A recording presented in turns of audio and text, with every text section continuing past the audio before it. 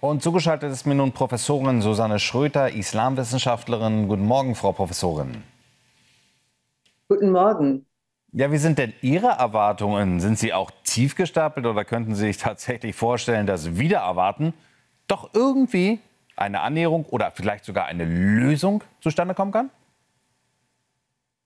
Naja, wir erleben jetzt eigentlich eine Turbodebatte über etwas, was jahrelang unter den Teppich gekehrt worden ist. Und gerade die linken Parteien, also SPD und Grüne, sind in ihren Vorstellungen, was Einwanderung, offene Grenzen, Integration betrifft, doch sehr weit entfernt von dem, was Friedrich Merz möchte. Also von daher wird es sicherlich nicht ganz einfach. Auf der anderen Seite drängt eine Lösung des Problems. Also die Wahlklatsche in Thüringen und in Sachsen, die muss eigentlich alle aufgerüttelt haben und sie müssen das bloß hochrechnen, wo das alles enden kann.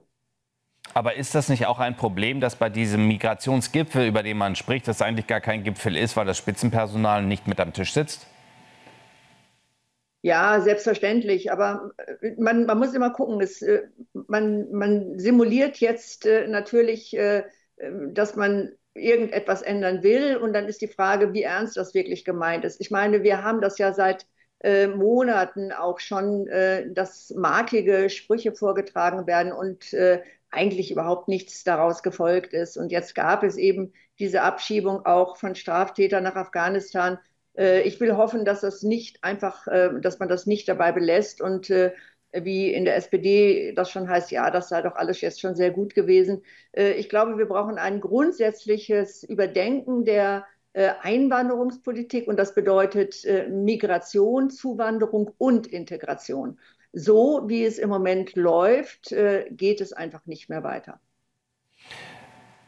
Eine grundsätzliche Neuausrichtung der Migrationspolitik. Aber Sie haben es ja selbst zum Eingang unseres Gesprächs gesagt. Wir debattieren seit Jahren darüber. Bisher ist man sich überhaupt nicht näher gekommen. Es ist immer schlimmer geworden. Und die Anlässe, die sind ja nicht von heute auf morgen gekommen. Die haben wir ja auch in der Vergangenheit gesehen. Seit dem schrecklichen Anschlag in Berlin auf dem Berliner Weihnachtsmarkt. Da wussten wir ja, wie groß die Gefahr ist. Und im Laufe der Jahre hat es ja auch immer wieder Anschläge von Islamisten gegeben.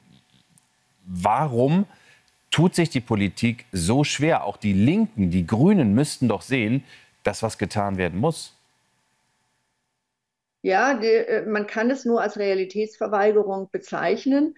Was anderes fällt mir dazu auch nicht mehr ein. Wir sehen seit Jahren, dass selbst wenn man absolut positiv zu einer Einwanderungsgesellschaft steht, dass man doch die negativen Seiten auch bearbeiten muss. Und von grüner Seite und auch von der SPD und der Linken ist wirklich alles tabuisiert worden. Wer den Finger in die Wunde gelegt hat, und das war ja unter anderem auch ich, ist permanent als Rassistin beschimpft worden.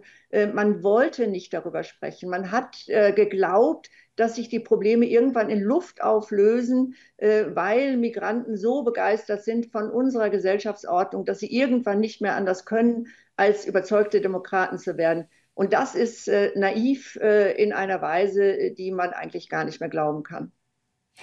Frau Professorin Schröter, ich danke Ihnen für das Gespräch. Sie schauen natürlich auch mit Spannung auf diesen Migrationsgipfel heute. Und ich denke, wir werden morgen dann bestimmt über die Auswirkungen, was bekannt wird, dann noch reden. Danke Ihnen für das Gespräch. Sehr gerne.